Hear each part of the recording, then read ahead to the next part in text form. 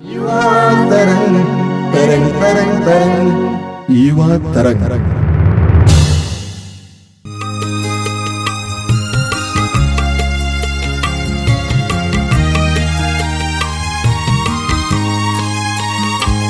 मेरे जीवन का मकसद तू है, मेरे जीने का कारण तू है। मेरे जीवन का मकसद तू है, मेरे जीने का कारण तू है। मैं जीऊं या मरूं वो तेरे लिए है, तू मेरा प्रभु। मेरे जीवन का मकसद तू है, मेरे जीने का कारण तू है। मेरे जीवन का मकसद तू है, मेरे जीने का कारण तू है। मैं जीऊं या मरूं वो तेरे लिए है, तू मेरा प्रभु।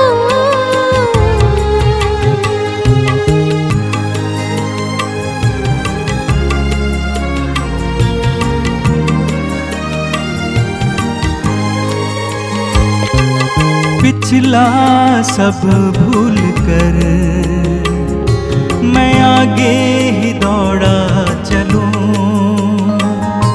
जो मेरे लिए धन था उसको मैं त्याग दूं। पिछला सब भूल कर मैं आगे दौड़ा चलूं,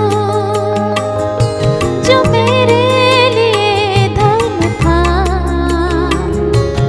उसको मैं त्याग दूं।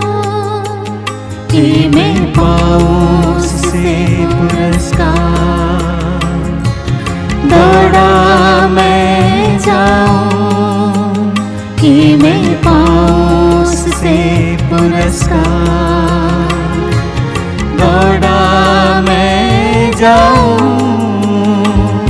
मैं जीऊं या मरूं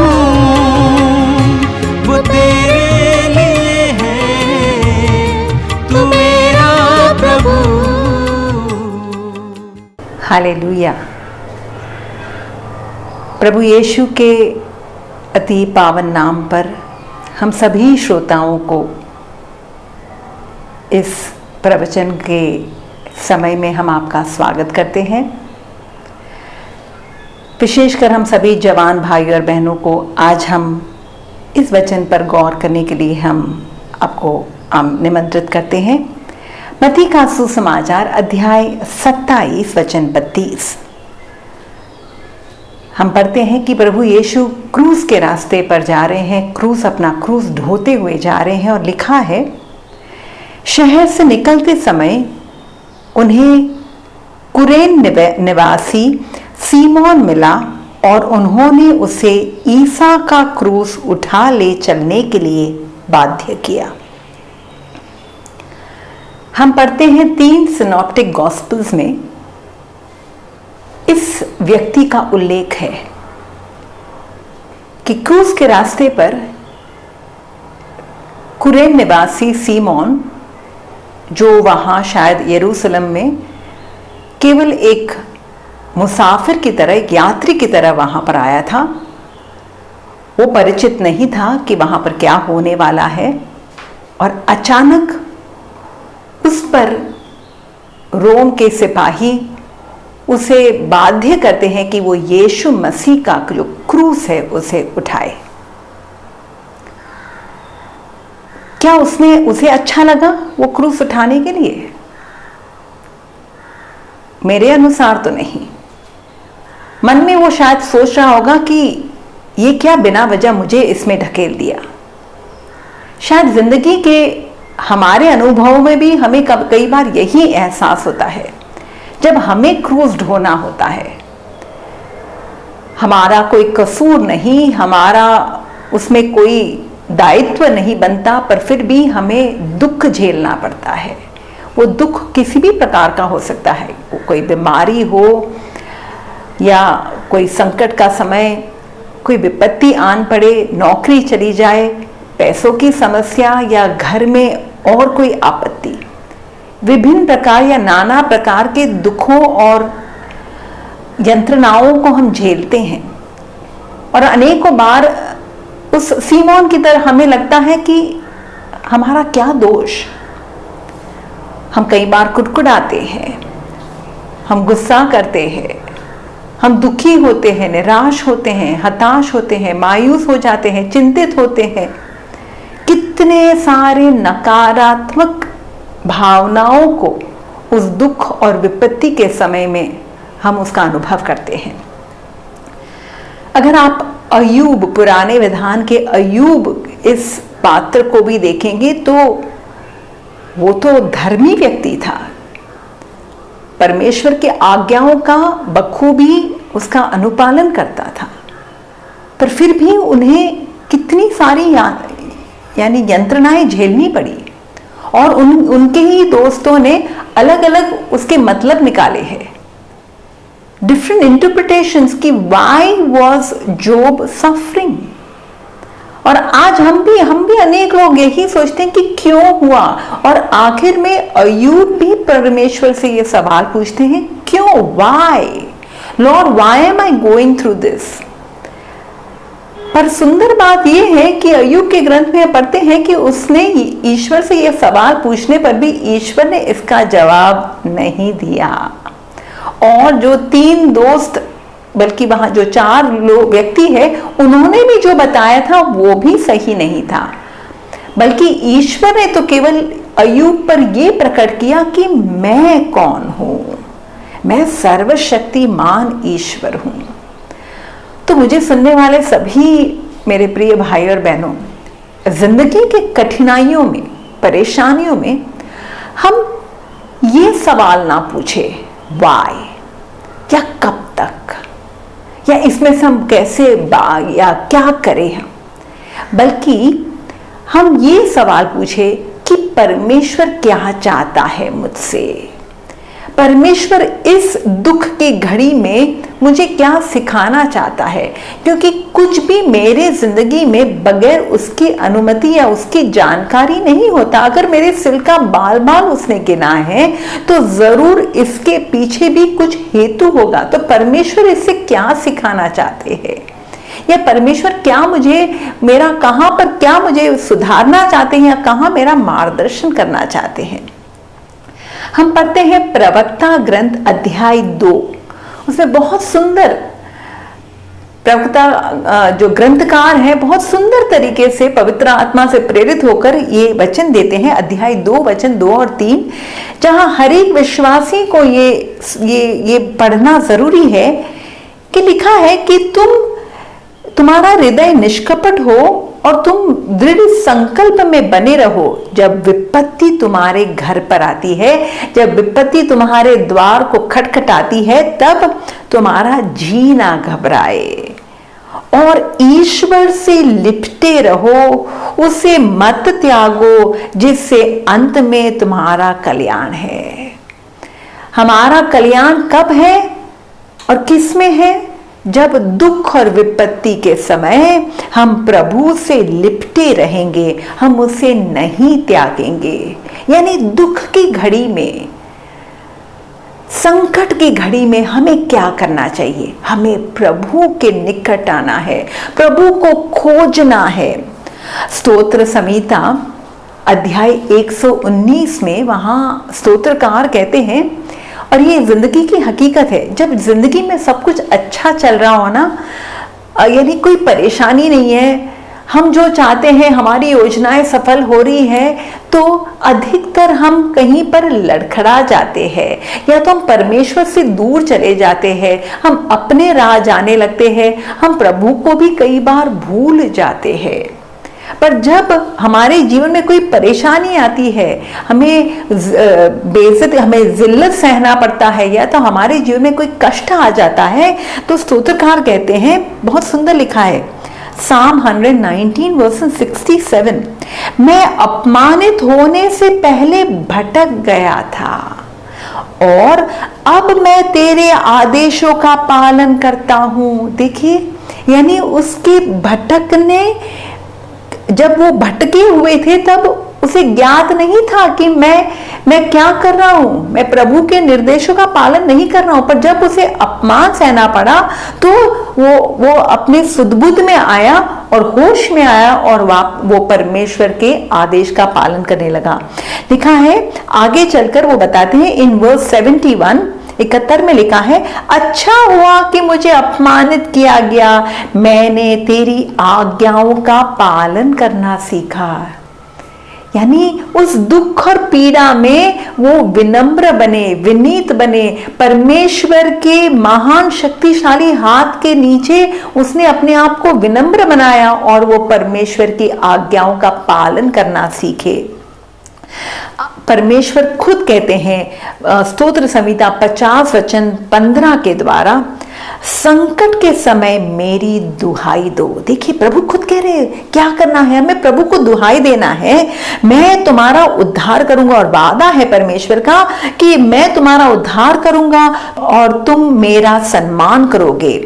स्तोत्र संहिता 118 वचन 5 और 6, वहां पर भी यही वचन है, संकट में मैंने प्रभु को पुकारा, प्रभु ने मेरी सुनी और मेरा उद्धार किया। संकट में हमें किसी व्यक्ति के पास नहीं जाना है, किसी दोस्त के पास नहीं जाना है, हम संकट में से बाहर निकलने के लिए खुद योजनाएं नहीं बनानी है, बल्कि हमें परमेश्वर को पुकारना है। बहुत सुंदर है और बहुत ही गहरी बात है।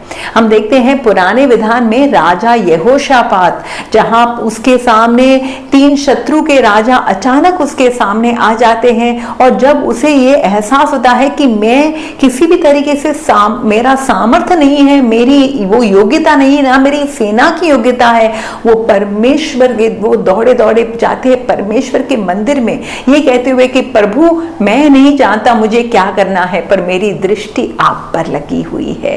और परमेश्वर ने ही मार निकाला है, परमेश्वर ने ही मार निकाला, ये कहते हुए कि ये लड़ाई मेरी है। हम आगे पढ़ते हैं स्तोत्र संहिता Psalm 57 verses 2 and 3, मुझ पर दया कर हे ईश्वर, मुझ पर दया कर, मैं तेरी शरण आया हूं। जैसे यहोशापात राजा ने कहा, प्रभु मैं तेरी शरण आया हूं, जब तक संकट ना टले मैं तेरे पंखों की छाया में रहूंगा। कितनी सुंदर बात, प्रभु संकट में मैं तेरे छत्र छाया में बना रहूंगा और मैं तेरी रक्षा, तेरी संरक्षण में मैं बना रहूंगा। मैं सर्वोच्च ईश्वर को पुकारता हूं, ईश्वर को जो मेरा हितकारी है। देखिए, हमारा हित परमेश्वर से बढ़कर, हमारे सबसे बड़े शुभचिंतक परमेश्वर है, उससे बढ़कर और कोई नहीं हो सकता। इसे हमारे जिंदगी में के दुखों का निवारण कैसे लाना, समाधान क्या होना चाहिए, वो परमेश्वर से बढ़कर और कोई नहीं जानता। दुख में प्रभु सांत्वना देंगे, वो हमारा मार्गदर्शन करेंगे, वो हमें प्रज्ञा देंगे। हम खुद अपने हाथ पैर हिलाते हुए खुद कोई कदम ना उठाए, नहीं तो अनेकों बार ना जो मैस है, जो हमने जो यानी हमारे जीवन की जो गलत अभी परिस्थिति है, उसको हम और बदतर बना देते हैं। स्तोत्र संहिता अध्याय 34 वचन 18 और 19 में लिखा है, प्रभु दुहाई देने वालों की सुनता है और उसे हर प्रकार के संकट से मुक्त करता है। प्रभु दुखियों से दूर नहीं है, जिनका मन टूटा है प्रभु ने संभालता है। देखिए कितना बड़ा वादा है कि जो लोग दुखी हैं प्रभु उनसे दूर नहीं है, बल्कि जिनका मन टूटा हुआ है, वो किसी भी कारण से, किसी ने हमें धोखा दिया, हमारे जीवन की योजनाएं विफल हो गई, कोई हमारा रिश्ता टूट गया, किसी भी कारण से हमारा जब मन टूटा है, सबसे करीब कौन है? हमारा ईश्वर। और इसलिए स्तोत्र संहिता 23 में राजा दाऊद ने बड़े फक्र के साथ, बड़े विश्वास के साथ, भरोसे के साथ ये वचन कहा कि चाहे अंधेरी घाटी से होकर मुझे जाना पड़े, मुझे कोई अनिष्ट की चिंता नहीं है, शंका नहीं है, क्योंकि तू मेरे साथ रहता है। मुझे तेरी लाठी और तेरे डंडे का भरोसा है। यही हमारा भरोसा होना चाहिए कि हमारे दुख की घड़ी में जब हम परमेश्वर की उसको ढूंढते हैं तो वो जरूर हमारे साथ बना रहेगा और वही हमारा मार्गदर्शन करेगा। हालेलुया।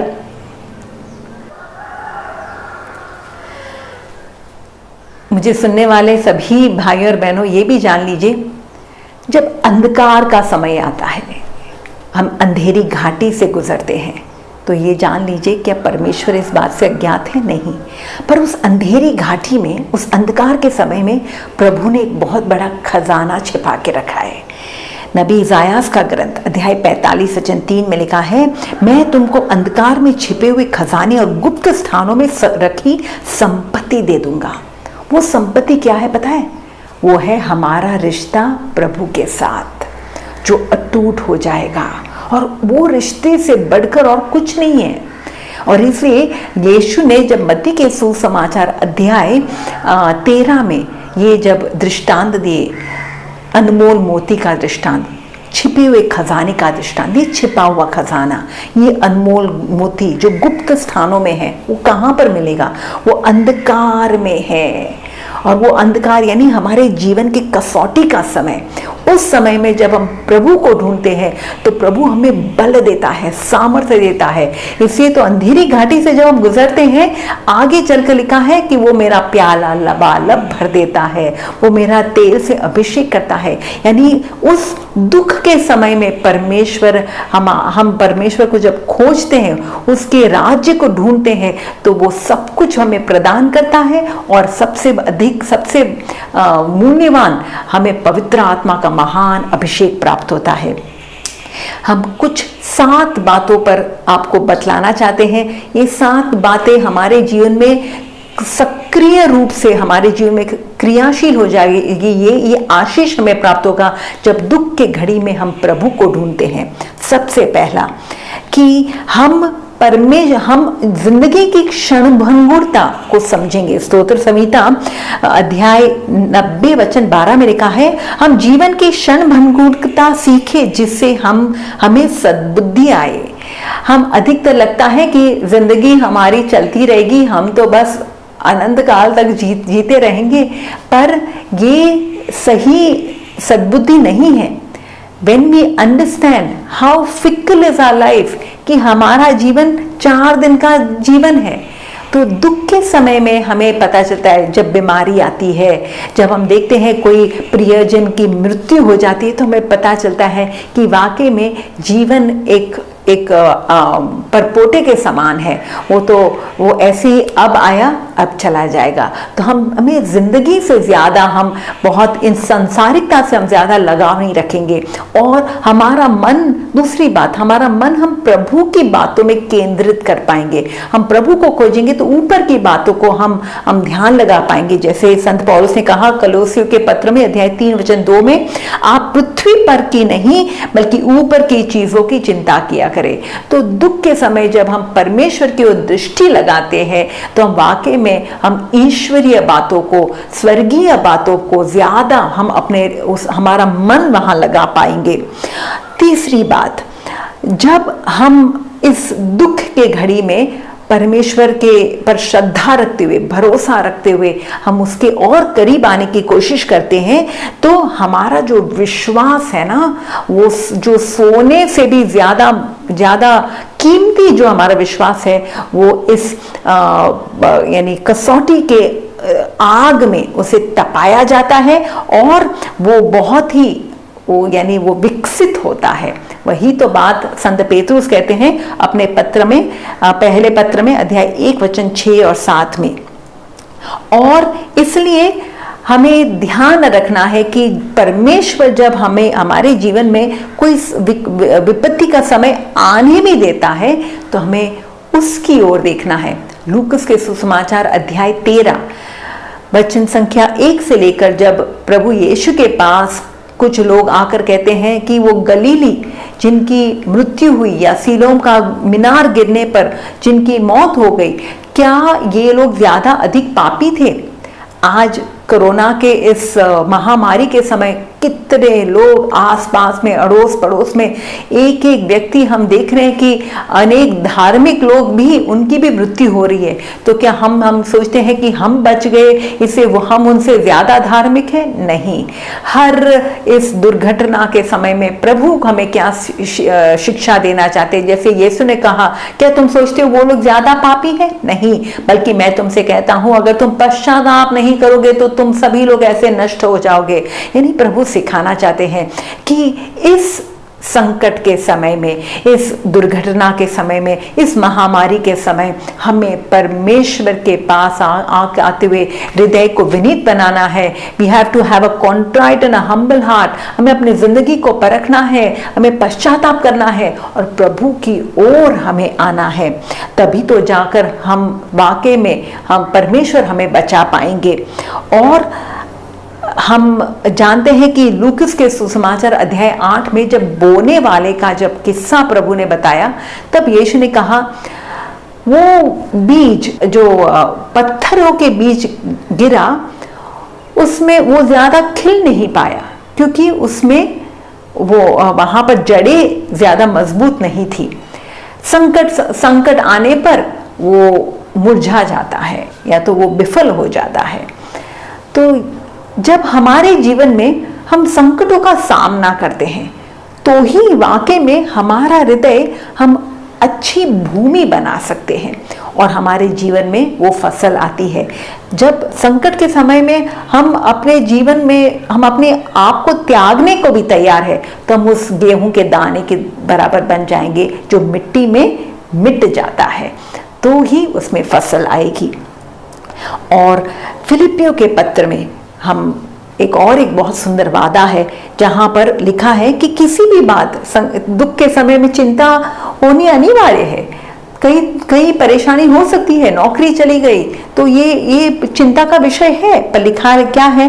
किसी भी बात की चिंता ना करे, अब बल्कि अपनी हर जरूरत में प्रार्थना करे और विनय तथा धन्यवाद के साथ ईश्वर के सामने अपने निवेदन प्रस्तुत करे। यानी प्रभु के पास आकर अपनी चिंताओं को जब व्यक्त करते हैं तो क्या होगा?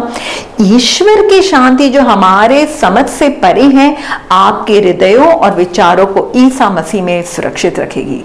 The gift of peace, the precious gift of प्रभु की शांति की जो सबसे अनमोल जो भेंट है, वो हमें प्राप्त होगी। दुख और विपत्ति का समय शायद ना भी बदले, पर आप ईश्वर में शांति पाओगे और ये सबसे अनमोल एक तोहफा है। अंत में मैं आपको ये कहना चाहती हूँ, स्तोत्र संहिता अध्याय 37 वचन 3, ये बातें हमें दुख के समय में करना जरूरी है। हम अधिकतर स्व केंद्रित है, हम अपनी ओर देखते हैं, मुझे क्यों हुआ, पड़ोसी को नहीं हुआ, मुझे ही सब दुख झेलना पड़ रहा है, ये आफत मुझ पर ही आन पड़ी, मेरे जिंदगी में ही सारी तकलीफ आ रही है, ये हम ऐसा कहते हैं। पर हम ये सब स्व केंद्रित ना बने, बल्कि प्रभु केंद्रित बने। और जब आप प्रभु केंद्रित बनते तो प्रभु पर भरोसा रख सकते हैं और साथ ही साथ हम दूसरों का भी सोचे। हम अनेक लोग पीड़ा सह रहे हैं, अनेक लोग दुखी हैं, हम उनको मदद करने के लिए कोशिश करें। और इसलिए लिखा है, गीतकार ने कहा, प्रभु पर भरोसा करो और भरोसा रखो और भलाई करो, तुम स्वदेश में सुरक्षित रह सकोगे। या trust in God and do good, 2 things very important, look to God, trust in him and do good. This is what Jesus did. क्रूस पर लटकते समय, क्रूस पर अपने प्राणों की आहुति देते समय यीशु ने यही किया। यीशु ने प्रभु पर भरोसा किया, प्रभु तेरे हाथों में मैं अपनी आत्मा समर्पित करता हूँ। और उन्होंने अपने बारे में नहीं, बल्कि अपने दाहिनी ओर उस चोर के बारे में, उसकी मुक्ति के बारे में सोच रहे हैं, क्रूस के नीचे खड़ी अपनी माँ के बारे में सोच रहे हैं। देखिए, वो उस समय में भी भलाई कर रहे हैं। तो वाकई में हमें भी परमेश्वर ये शिक्षा दे रहे हैं कि हम प्रभु की ओर देखें। कुरिन्थियों के नाम संत पौलुस का जो पत्र है, दूसरा पत्र अध्याय 7 वचन 10, इस वचन को हम अपने हृदय में ग्रहण करें।